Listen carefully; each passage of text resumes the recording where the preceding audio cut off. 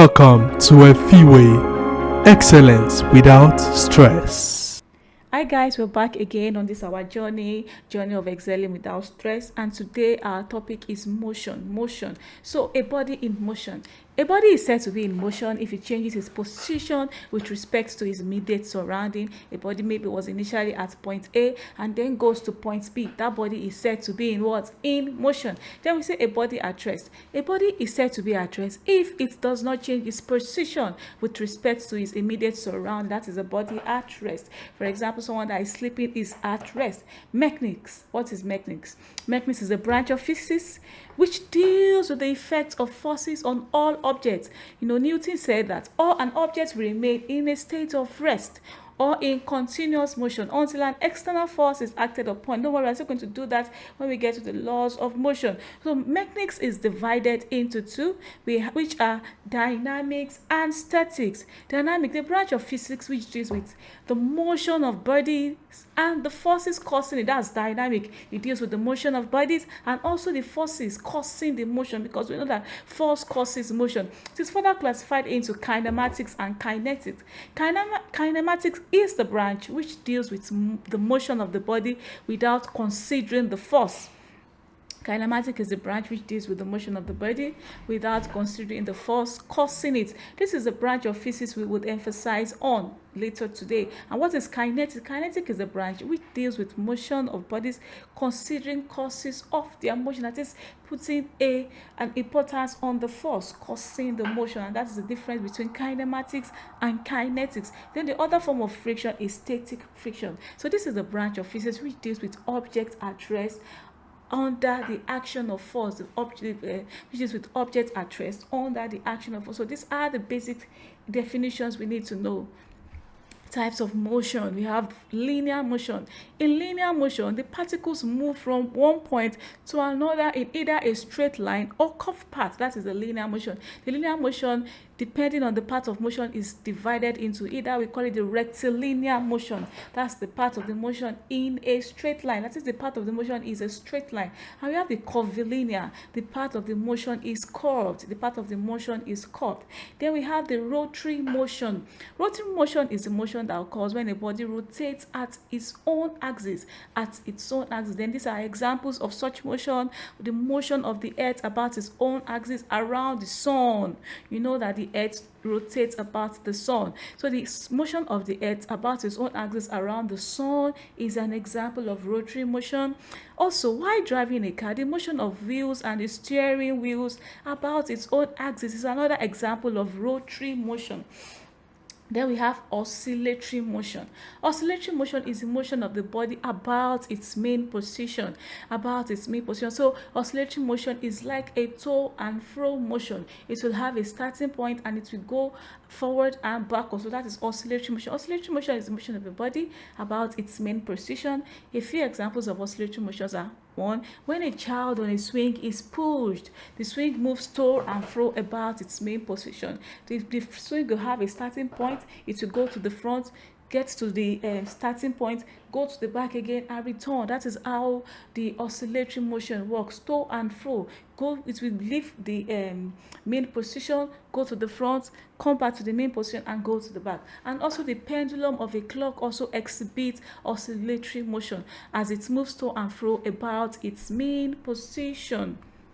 So these are the types of motion. So look at this one now. We already know this one is a linear motion. A few examples of linear motion are the motion of the train, football, motion of a car on the road. And look at this. This is a rotational motion. This is a rotational motion. The motion of the fan. Then we have the oscillatory. You can see the oscillatory motion. The child started from point B, went to point A. The child will come back to point B again, then go back to point A. And that is oscillatory motion.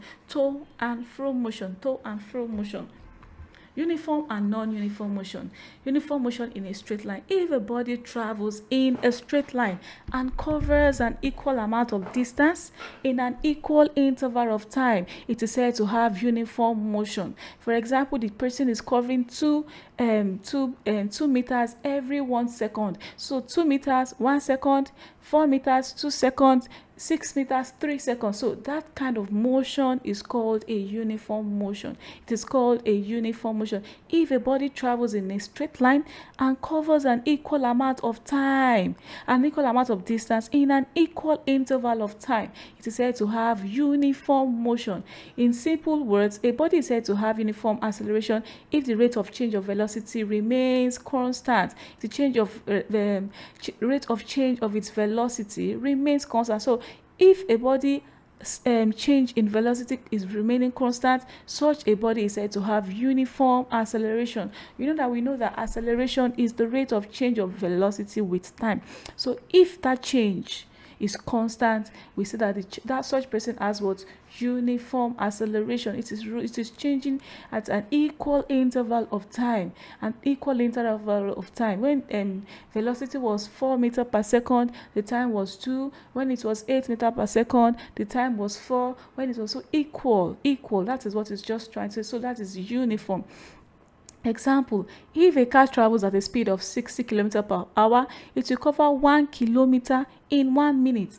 In this sense, the motion of the car acceleration is what? Is uniform. So what is non-uniform motion in a straight line? Unlike uniform acceleration, the body is said to have a non-uniform motion when the velocity of the body changes by unequal amounts in equal intervals of time. The rate of change of its velocity changes at different points of time during its movement. Example, a boy is kicking a ball. When a boy kicks a ball, it might cover 4 meters in the first attempt, 6 meters in the second attempt, 9 meters in the third attempt, and so on, as per the velocity exerted by the boy. So that's the example of non-uniform motion.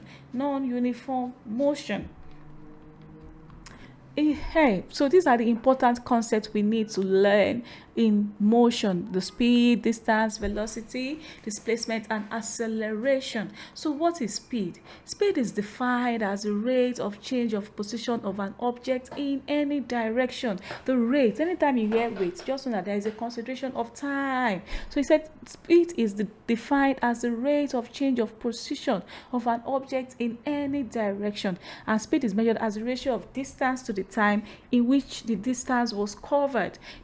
Speed is a scalar quantity, and it has only magnitude and no direction. So this is the formula for speed: distance over time. Speed is distance over time. So if you are giving the distance the motor covered, and you are giving the time it took the motor to cover the distance, you can determine the speed of the car. There are 4 types of speed, and they are uniform speed, variable speed, average speed, and instantaneous speed. What is uniform speed? An object is said to be in uniform speed when the object covers equal distance in equal time. Why variable? An object is said to be in a variable speed when the object covers a different distance at equal intervals of time.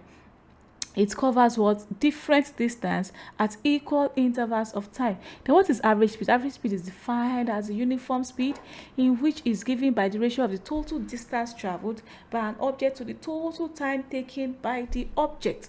That is called the average speed. Then instantaneous.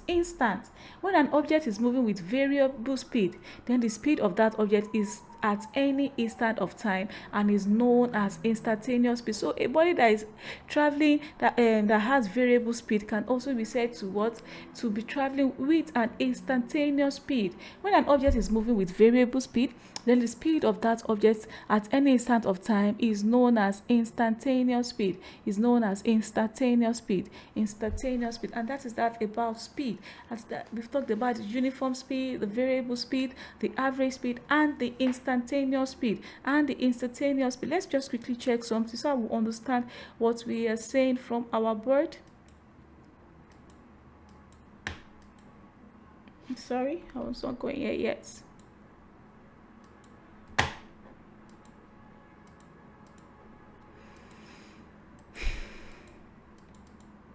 Okay, so this is our board now.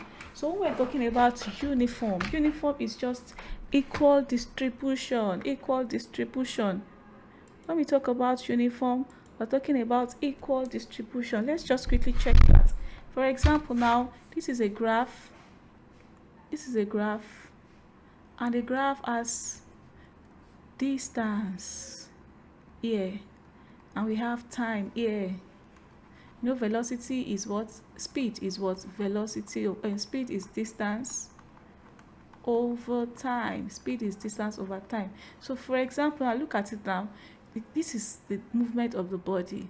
Maybe when it was 2, yeah, it was 1, yeah, the time was 1 second. The next one will be what? The next one will not be 3. If it's uniform, then definitely the next one will be what? The next one will be 4. Then the time here will be what? 2 seconds. You can see the difference between this point and this point is 1. The next one then is 6 meters. Then the time is also what? 3.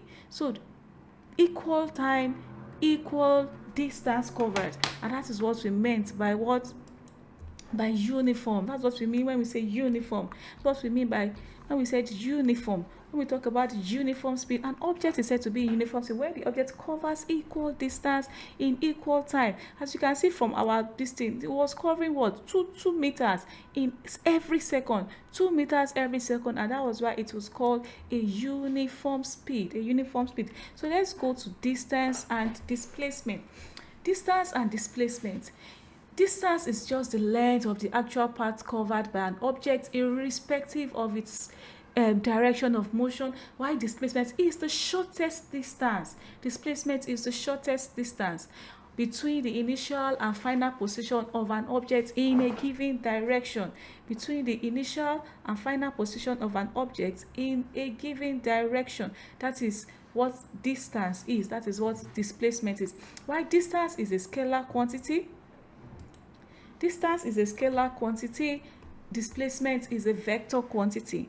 Distance covered can never be negative. It is always positive. Displacement may be positive or negative. Distance between 2 points may be the same or different for different paths chosen. Displacement between 2 given points are always the same. So look at it now. If you are talking about distance, distance is everything you did. Maybe you started from here, okay, you left the house, you branched at the market, from the market you went to a bookshop, from the bookshop you went to the church, from the church you went to visit your friend, from going to visit your friend, you can see the different type of distance. But for displacement, what displacement is concerned about is your starting point and your ending point. That is what displacement is. But distance is every journey you covered. So displacement now is just your starting point and your ending point. If you started from A to B, the distance between A and B is what is displacement. But distance is everything you covered. So that is displacement. That's what we have tried to explain. So velocity and acceleration. Velocity can be defined as the rate of change of the object's position with respect to a frame of reference and time. So velocity is just rate. When you say velocity is just the change, a rate of change of the object's position with respect to a frame of reference and time. At a particular time, how that car is changing its position is what is called the velocity. Velocity is basically speeding in a specific direction, and it is a vector quantity. You know, velocity and speed are almost the same, but the difference is that speed is a scalar quantity. Speed does not have direction, and that is why it can never be negative. But velocity has direction, so it can be going in the positive direction or in the negative direction. So velocity is basically speeding in a specific direction, and it is a vector quantity, which means we need both the magnitude and direction to define velocity. The SI unit of it is meter per second. If there is a change in magnitude or the direction of the velocity, then it's said to be accelerating. Acceleration is the rate of change of velocity. Usually, acceleration means the speed is changing. It's just like two cars. Yeah, both of them are traveling at 5 meters per second, 5 meters in 1 second. Acceleration is how that 5 meters per second is changing. How that 5 meters per second is changing per time. That is what acceleration is. Okay, both of us, we are traveling at the same distance, but me, my own 5 meters per second is changing every second. My car, maybe I'm using a sports car, the sports car changes 5 meters per second in every second, but the other car is changing its own 5 meters per second in 10 seconds. You can see that the fastest car is the one whose time is shorter. acceleration. So it is the rate of change of velocity. Velocity is meter per second. So how fast is that your velocity changing? That meter per second you are covering, which is the distance, which determines your speed.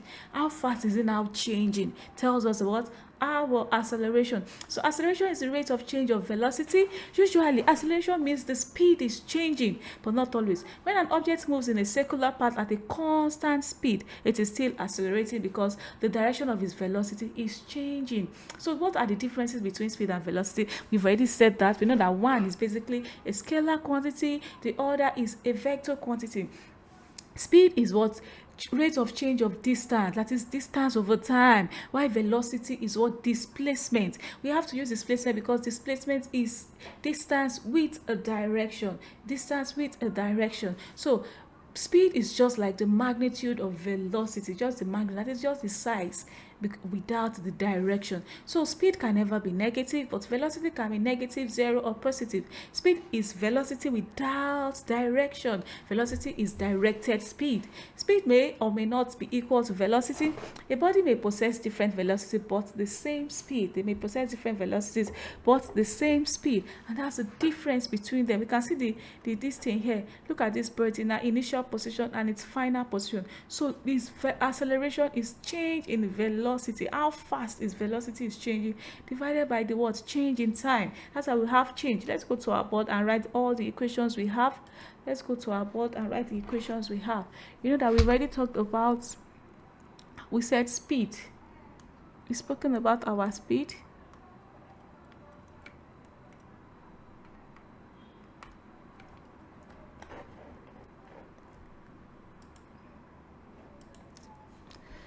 Our speed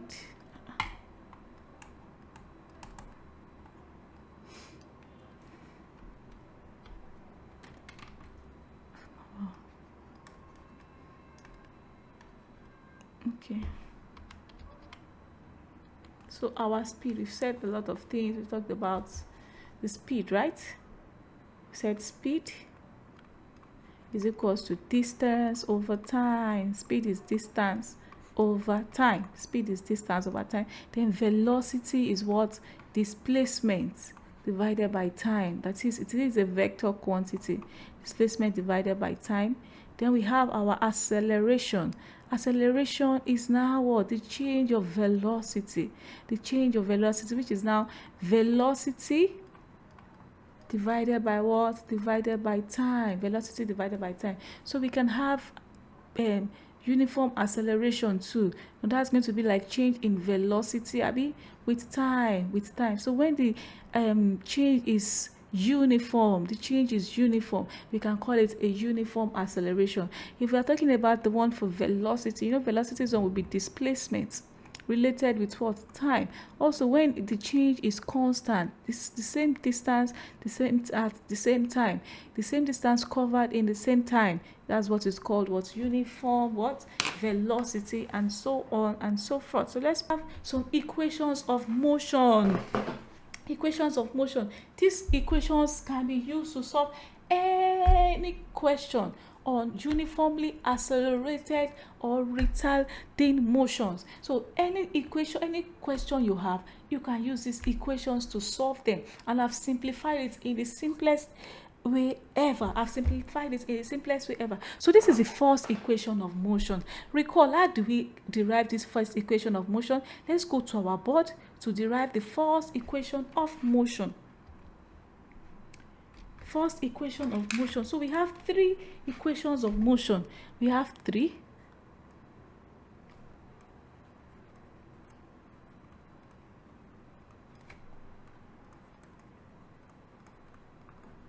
The first one is V is equals to U plus AT. The second one is V square is equals to U square plus 2AS. While the third one is S is equals to UT plus half AT square. So these are the three equations of motion. But this one is just for a motion on the ground, horizontal motion. So if we are talking about a motion like a ball thrown up or a ball coming down, then we have to change this. We are going to change it to V is equals to U plus or minus AT. I'm going to explain the plus or minus. Then when we have for v square is equals to u square plus or minus 2. It's not going to be a again because acceleration due to gravity is affecting it. It will now be 2g what h, because we now have height. It's no more distance. Then the last one will now be h, because it's now height, is equals to what? ut plus 1 over 2 gt square. So when do we use plus? When do we use minus? You know what gravity wants? Gravity wants everything to be down. It wants everything. Oh yeah, once something is coming down, gravity is happy. Gravity is happy when something is coming down. But when something is going up, what happened? Gravity is not happy. Gravity is not happy. So that is just the same thing. Anytime something is thrown or launched upward, gravity is negative. But when something is coming down, G is what? Is positive. And that is when you will know when to use your plus or minus. So when they tell you that a ball is thrown vertically upward, you know that definitely you are going to be using U minus GT. If they say a ball is thrown downward from the top of a cliff, you know that you are going to use what? U plus what? Plus GT. And that is it about that. So the equations of motion, I said, how did we get this? These ones you have to know. Then we have the first one, which is V is equals to U plus AT. Remember that your velocity, acceleration, is equals to V, right, minus U over T. Is that not so? So if I cross multiply, I can have it as what?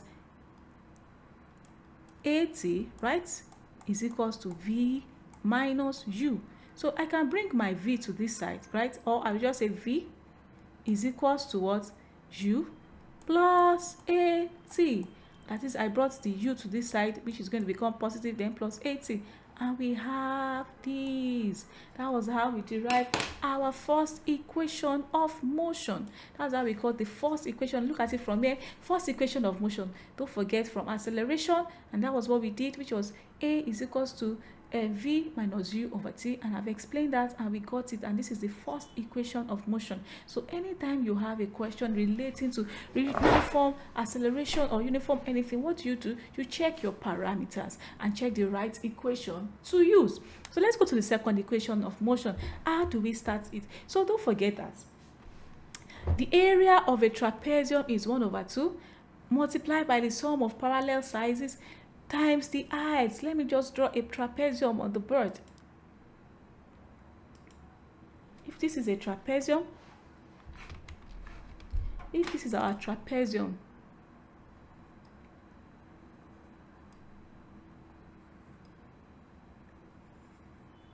definitely this is the height of the trapezium, right? So what is the formula? That is 1 over 2.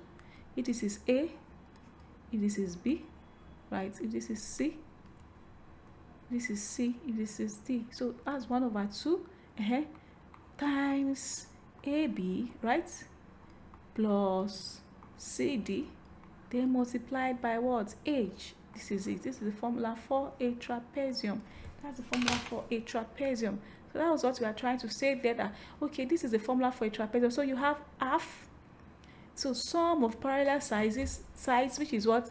V plus U, then multiplied by the T, multiplied by the T, V plus U multiplied by the what? By the T. So, and we can substitute V in terms of orders and get the final equation as what? UT plus what? Half AT square. UT plus half AT square. And that's how to get the second equation of motion. That's how to get the second equation of motion as S is equals to UT plus what? Half AT square plus half AT square. You don't forget that your this thing V is equals to what? U plus AT. V is equals to U plus AT. So if I'm multiplying T with this point, I'm getting my UT. If I'm multiplying T with this one, I'm going to be getting what? UT. And from here, if we put this into the equation, you are going to get this equation back as S is equals to UT plus what? Half AT square. UT plus half AT square.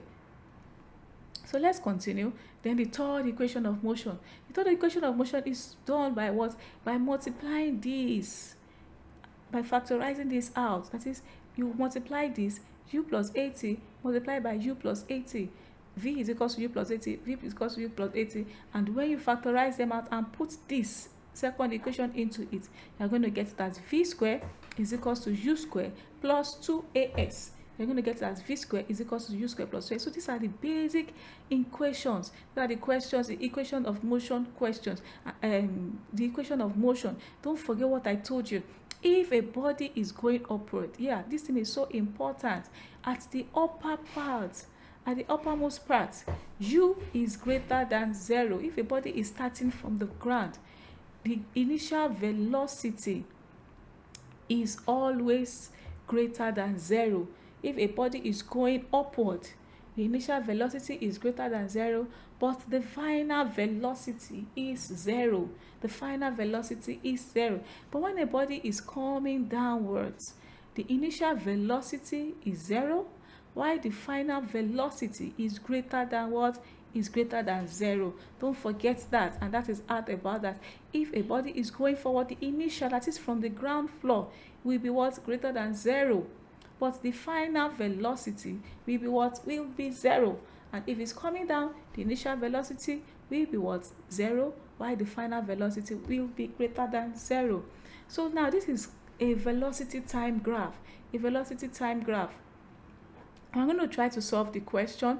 The question that we're going to solve here is, we're going to look for the velocity. We're going to look for the total distance traveled. We're going to look for the retardation, and so on and so forth. Before we do that, let's go to our board. Let me just quickly show us the velocity time graph. So this is what is called the velocity time graph. This is what is called the velocity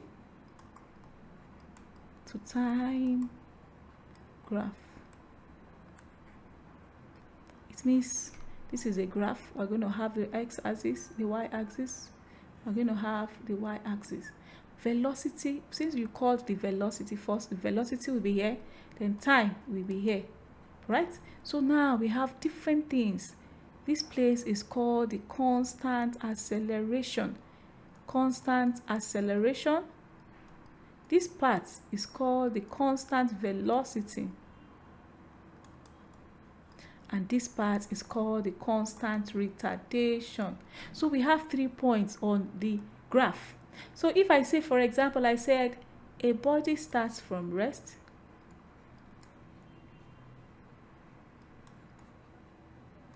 A body starts from rest and accelerates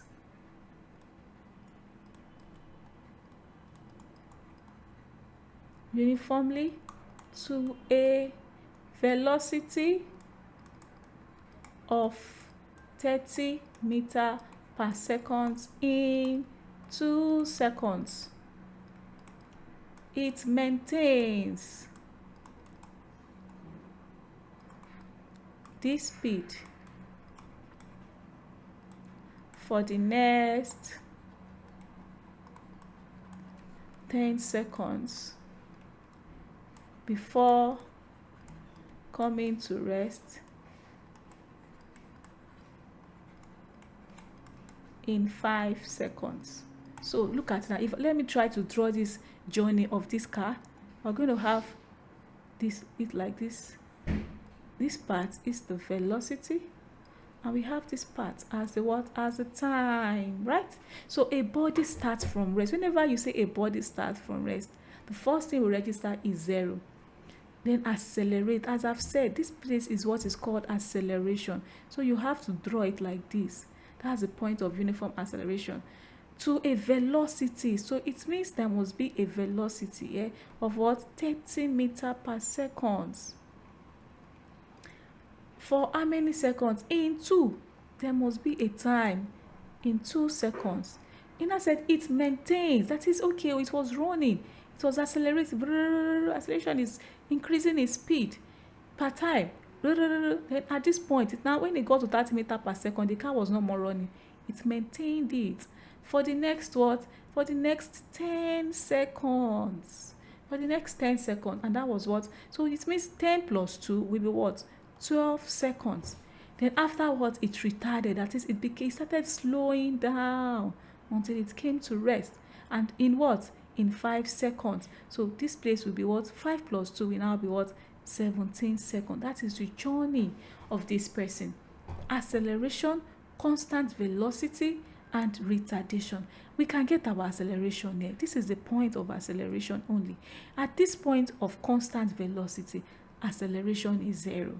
Why? Because you already know that V is equals to, A is equals to V minus U over T, right? What is our V? Our V is 30. What is our U? Our U also is 30 because look at it, this is V, this is U, divided by what? T.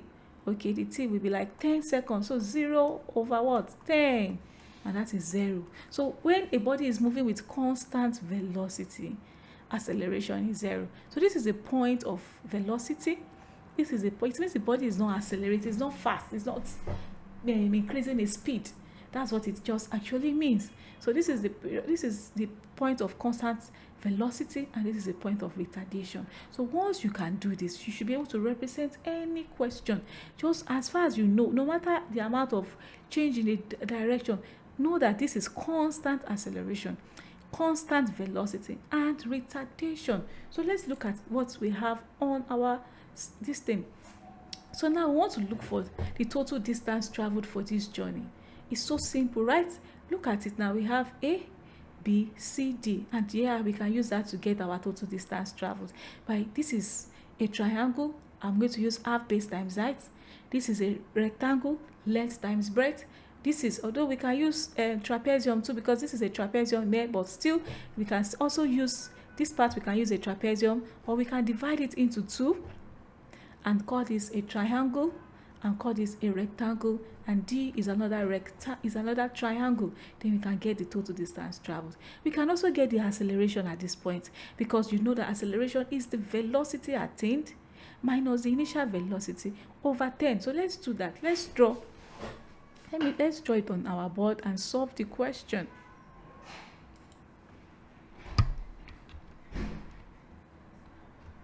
Let's draw it on our board and solve the question. So we have something like this.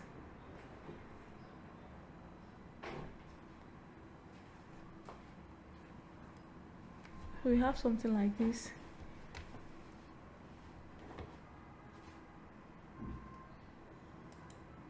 Then the first one was, okay, 0, 5, 10, 15, 20, 25. So it is a constant acceleration, 5, 10, 15 to 25. So let's put that on our own diagram. So we have 5. Next one is 10. We have 20. Okay, sorry, 15. We have 20. Then we have 25. And what about the time? What was the changing time? So it was 10, 20, 30, 40, 50. Okay, so our time, 10, 20, 30, 40, and 50, right? So the first journey, which was acceleration, the first acceleration, he accelerated to 15 meters per second. So the acceleration was to this point, was to 15 meters per second in 10 seconds. So we're going to have to do it down to 10. Don't mind our drawing, or we'll get what we are doing. To 10 seconds, it's supposed to be a straight line. So to 10 seconds, then what happened again? It then maintained that speed for the next 10 seconds. It maintained that 15. It maintained it for the next 10 seconds. So this is it. It maintained it for the next 10 seconds. Alright, I'm still going to redraw this to make it look better so we can understand it. Then what happened again? Then it accelerated again to 25. It accelerated to 25 for the next 10 seconds again. Then it maintained that speed, I guess so. But then it maintained that speed. No, okay, it's then retarded immediately. It did not maintain the speed. So after getting to 25, it did what? It came down. Yeah, so this is it. So let me just try to redraw it. I make it kind of better if I can do that. So we have it. This is the journey. This is like a car. Okay. It accelerated to 15 for 10 seconds. Then it maintained the attained speed for the next 10 seconds. That made it 20. Then what did it do again? Then it accelerated to 25. So this place that it accelerated to was 25. Then it came, it was also for what? For 10 minutes, so that was 30. Then it now came to rest in 50 seconds. So the time interval is there, that was 40. So this is it. So this point now, this was rest, right? There are differences there, 10, 20, yeah, but there's no issue. This is the first, this is the other velocity. So we can call this A, we can call this B. So I can divide these two and call it C, D, and E to get my total distance traveled. So look at it now. This body started from rest and accelerated. This is the point of constant velocity. And at this point of constant velocity, I already said that acceleration is 0. And I already explained how that is. And this point again, it's accelerated before it's now retarded. So now if we are asked to look for our acceleration, this is the point of acceleration. This is the only point where it accelerated. Okay, there was acceleration here and there was acceleration here. So the first acceleration was between 0 and 15. Don't forget your acceleration is what? V minus U over what? Over T. So what is our V? That's the final velocity of the acceleration. The final velocity of the acceleration is 15, right? 15 minus, what was the initial velocity? It was 0. And what was the time of the acceleration? It was 10. So over 10. And that's what? 15 divided by 10 is what? 1.5 meter per second. That was how fast the speed was changing. It was changing the speed in 1.5 meter per second square. 1.5 meters per second square. And that was how it was changing the speed. So the other thing is now, what is the acceleration? The second acceleration. The second acceleration was at this point, right? This point. So let's check. So A2, acceleration 2 was now, what was the final velocity of acceleration 2? It was 25. What was the initial velocity? Acceleration 2 did not start from rest. It started from here. So that was what? That's going to be what? Minus 15. And what is the time? Just go to the point where acceleration 2 is. 30 minus 20 is not 30 because it was not 30 minutes. It was just the duration between this point, which is 30 minus 20, and that is what? 10. So this is 25 minus 15. 25 minus 15 is what? 10 divided by 10, and that's what? 1 meter per second square. That's the second acceleration. We are good to go. So now we can now calculate our total distance traveled.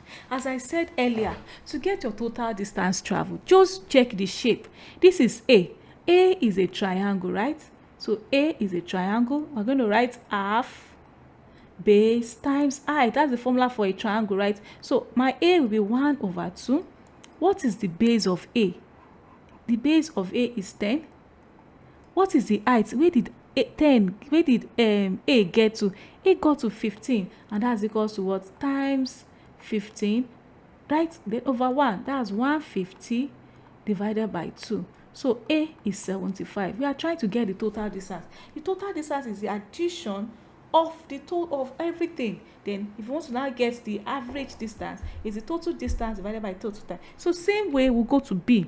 B is a rectangle. That is just length times breadth. Abi? So what is our length? Length is 15. Is that not so? Yes, length is 15. And what is my breadth? My breadth is just the distance between this place, which was 10, right? And that's equals to what? 150. We are on our path. So we go to C also. This is C. Although we can use this as a trapezium. But I don't want to confuse you. This is a trapezium. It means this place plus the whole of this place, which is 25, divided by this height, which is 10. And that will give us our C and D. But we can also split it. Okay, let's use the trapezium formula then. For C and D, now this is the way it's going to look. This is how it will look. This is how it's going to look. Sorry for the diagram. So we are going to add this point. This place is what? What was this place? This place is 15, right? This longer part is 25. Then the height is what? Just this place is 10. This place is 10. So how can we get it? So that will be 1 over 2 multiplied by 25 plus 15 multiplied by 10. So that will be 1 over 2, 40 times 10 over 2. And that is 400 over 2, which is equals to 200 for that part, for C and D. Then we go to E also. E is what? Half base times height. Abi? So 1 over 2. What is his base? His base is what? 20. Yes, that's 50 minus 30 times 20. What's his height? 25. So 2 here 1, 2 here 10. And that was what? That's what? 250. Then if we want to get our total distance traveled, TDT, for A was 75. For B was 150. For C and D, what did we get for C and D? We got 200, right? For E, we got what? 250. So the total distance traveled is the addition of all of these. It's the addition of all of these. Then what? If you now want to get your average distance traveled is just total distance traveled over the total time, and the total time here is what? 50. So when you add all of this together divided by this, you get your total distance traveled. So out of acceleration, this retardation, this is the point of retardation. Don't forget, retardation is just like the inverse of acceleration. So it's just retardation is equals to also V minus U over T. But the difference is that this one's V is what? 0, because it ended at 0. So that will be 0 minus, what is its own U? 25 over what? Over 20. That's just equals to minus 25 over 20. This minus sign is just telling us that it's moving in the opposite direction. It's going down, it's reducing. So that is what the retardation is, and that is all about that. So you should be able to solve questions on velocity time graph, velocity time. So try to do this one as I explained that one. So equations of motion, questions on equations of motion. The first question says a car starts from rest and has a uniform acceleration of 2 meters per second. Find the speed of the car. So we were given the acceleration, right? And they gave us time as 1 minute. So speed is 2 meters, acceleration is 2 meters per second square. So let's delete. So they gave us, don't forget, first time you have, write down your equations of motion. V is equals to U plus AT. Go to the second one, V square is equals to U square plus 2G plus 2AS. Then the last one is now what? S is equals to UT plus half AT square. So when you have that, you now have, so now they gave us what? Our acceleration as 2 meters per second square. They gave us our time to be equals to 1 minute, and that's equals to what? 60 seconds, right? That's equals to 60 seconds. And what were we asked to look for? We were asked to look for what? The speed. So speed. So we're asked to look for our speed, Abi, which can also be the what? Velocity. So we have our acceleration, we have our time. Which formula do you think we can use to get that? Let's check. Is the car? Okay, they said a car starts from rest. So automatically what happened? Our U is what? 0. So we can use our first equation to solve it. V is equals to U plus AT. So V is equals to U plus AT. What is our V? Our V is what we are looking for. We know that our U is 0 because it's starting from rest. Then plus our acceleration, which is 2. Then what is our time? Which our time is 60. So what is our V? Our V is 120 what? Meter per second. 120 meter per second. And that is our velocity. And that is option D. Option D. 20 meters per second. Let's go to the next question. It said a ball is dropped from the top of a building. A ball is dropped from the top of a building. Don't forget what we explained. This is it now. This is a ball. This is the building. And this is a ball. A ball is dropped from the top of a building. So let's continue seeing the question. A ball is dropped from the top of a building. The ball hits the ground in 6 seconds. What is the height of the building? So which one can we use to get height? We know that it's the second equation of motion because it's one that adds s. This one to add s, but because of the other parameters that are not there. So s is the one we are going to use. S is equal to ut plus what? Half at square. S is equal to ut plus half a square. Don't forget that the initial velocity when the ball is coming down is always what? 0. The initial velocity is what? Is 0. The initial velocity, we cannot use this one because we don't have our final velocity, but we're giving the acceleration. Acceleration is plus 10 meters per second. Why? Because the ball is coming down. Because the ball is coming. So we have the time, 6 seconds. What else do we have? And we're looking for our S. So let's go back to our board. So it gave us the time. It gave us the time to be what? 6 seconds. Don't forget your U will be what? 0. So we are using what? S is equals to UT plus half GT square. And this is going to be H because of the fact that it's up and down. So it's height we are looking for. And don't forget something, that when it is coming down, your U is 0. So 0 multiplied by T is 0, Abi. Then plus 1 over 2 times, is the 10 going to be plus or minus? It will be plus because it is coming down, right? So that will be 10 multiplied by 6 square, which is equals to 360 divided by 2. And that's going to give us 120 meters. 120 meters. Are we good to go? That's 120 meters. Oh, is our multiplication wrong? Okay. How come our answers are not there? 6 square. Sorry, let's do it again. Okay, sorry. 360 divided by 2 is 180 meters. Okay, so now our answer is correct. So our answer is option C, 180 meters. And the question asks, for a free falling body, which one is correct? Displacement is constant, speed is constant, velocity is constant, acceleration is constant. So for a free falling body, what we are trying to say that we are taking away every other effect on that body, and so acceleration is constant.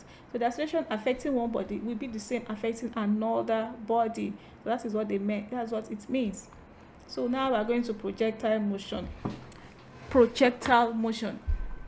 A projectile is an object thrown into the air. It's just like a javelin and all, shooting of a gun. Look at it. This is projectile. This is a motion, the type of motion we're talking about. And this part is called the trajectory. This part of the motion is called the trajectory. So a projectile is an object thrown into the air or launched into space and moves freely by itself under the influence of gravity and air resistance. You know what air resistance is, right? We've explained that in some of our videos. Examples are found in sports and warfare. For sports, kicked football in the air, thrown javelin, thrown discus, thrown shot put, high jumper, missiles for warfare, thrown bob, missiles, and all of that are examples of what? Projectile motion. So let's check. And I've told you for every kind of motion we have, the equation of motion is our run to. We have 3 equations of motion. Any question you have, you use your what? Your equation of motion to solve it. So let's check. A tennis ball is projected horizontally from the top. Look at this ball. Definitely we know one thing, that this thing is constant. The ball is coming down. Our G will be positive, right? That one is already certain. Another thing you should know is that for a projectile motion, the vertical velocity does not change. The vertical velocity, because when you are walking on the ground, acceleration is not pulling you down, but the what's it called, the vertical velocity, the vertical, this one that is coming like this is vertical, it's coming down vertical. But anything that is going like this, acceleration is not affecting because it's the horizontal velocity. But for the vertical, it will always change, it will always reduce. If it is coming down, what is it? Coming down is plus, Abi. So it will continue to change by what? 10 meter per second, 10 meter per second. It will continue to change by 10 meter per second until it gets to this point, and that's what this means. So a tennis ball is projected horizontally from the top of a vertical cliff, and we're giving the height to be what? 50 meter, and the velocity 10 meter per second. That velocity was the what? Was the vertical horizontal velocity, and it does not change. So if it's 10 meter per second here, till it gets here, it is still 10 meter per second. So find the time taken to reach the ground. There is no other way to solve projectile motion unless the one that is inclined. But for the normal projectile motion, you go to your equation of motion. So they said time taken to reach the ground. What comes to your mind? Let me go and check for what? My what's it called? Equation of motion. My 3 equations of motion. V is equals to U plus it. Can I use that to get my time? V squared is equals to U squared plus. Can I use that to get my time? And so on and so forth. So let's check now. Time taken to reach the ground. Don't forget, when the body is coming from the top, the initial velocity is what? Is 0. But when it's going up, the final velocity is the one that is what? Is 0. So a body coming from the top, going down, the initial velocity from this point is 0. But if it's coming from up, it is the final velocity that it is 0. I've already put that in the former slides as something to check. So when we have our u is equals to 0, so what do we have? We have our h, right? So what formula can we use? We can use our ut plus half 8gt squared to get our formula, right? So h is the height, so 50, u is 0. That's the final velocity. You have your half at squared. Then a is the acceleration, t is squared, and you can get your t to be what? 3.16 seconds. You can get your t to be 3.16 seconds. If you use the first equation of motion too, v is equals to u plus at, you are going to get the same answer. Yes, you're going to still get the same answer. V is equals to u plus at. You will get the same answer as 3.16 seconds. But in this time, we used our h is equals to ut plus half at squared, which is the second equation of motion. The next question says the vertical component of the velocity when the ball hits the ground. So now we're looking for the velocity when the ball hits the ground. The initial velocity is 0. Then what is now the velocity when the ball hits the ground? Don't forget that the vertical velocity will remain constant. It was 10. It will continue to be 10. But the vertical, this one that is coming here, vertical, this line is called vertical. This line is called horizontal. This vertical distance will change by acceleration due to gravity. But the horizontal distance will remain the same. So we can use any of our equation of motion, any of it, you run to it and you check with your parameters which one can you use. So look at that. So the initial velocity is what? Is 0, right? And we are looking for v, and we have our time. We have, okay, v squared is equals to u squared plus 2gh. We have your height, you have your g, which is a constant, and to get your v is so simple. It is 31.6 meter per second. That is our velocity. Then the last question says, let the distance from the foot of the cliff. This is where the last question is, the distance from the foot of the cliff. For you to get the distance, don't forget that acceleration will not affect this point. Anything that has to do with the range, acceleration will not affect it. So getting that distance is just ut plus half at squared, and you put in your right formula, your right parameters, and you will get your answer. Just know that anything that has to do with projectile motion, you use your equation of motion. Just understand what happens when the body is going up and when it is coming down. Is the initial velocity 0, or is it going to be more than 0 or lesser than 0? We've already put that in the former slide, so go through it and understand how to do it. Then we have a body inclined. This is inclination. This former one, no inclination, it's just a body being dropped. But when there is an inclination to the ground, we have to use another formula. We have to do what? Use. So here, a body projected at an angle to the horizontal from the ground. Here, the body moves along a parabolic path. You can see it, the trajectory along a parabolic path. Reaches maximum height. This is the maximum height. This is not where it reaches its maximum height. The ball reaches its maximum height here. Then what happens? It now comes down. So when they ask you for the maximum height, it's at this point. But this is not here. And what is the time to reach the maximum height? It is here. T, this is the point, T to reach. But the time of flight is now everything. The time to reach the maximum height times 2. So let the projectile to be projected with an initial velocity u, and theta as the angle. Yes, theta to be the angle to the horizontal. Initial horizontal component, u. You know, look at it, u cos theta. What's the formula for cos? Cos is what? Adjacent divided by the what? Hypotenuse. Adjacent, let's assume that this is the adjacent divided by the what? Hypotenuse. That is cos theta. So u is equal to what? You know, this is where we are looking for cos theta. So that's for the horizontal component. While the vertical, you know, is going to be sine.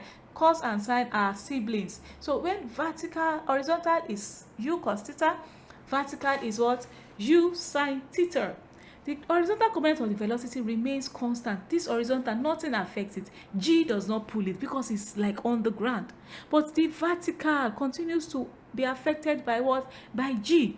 So that is why we need to add what? The acceleration due to gravity multiplied by the time. But this one, nothing affects it because it is just vertical. It is horizontal rather, and it's like on the ground. But this one that is going up and coming down, it is a vertical velocity, and that's why we had the cheating. So when the ball is coming down, it will be plus. You already understand that because the G will be plus. I think the acceleration, gravity wants everybody to come down. But when it is going up, it will be what? Negative. And that is why we have these two things. So now these are the equations we need to solve anything we want to do.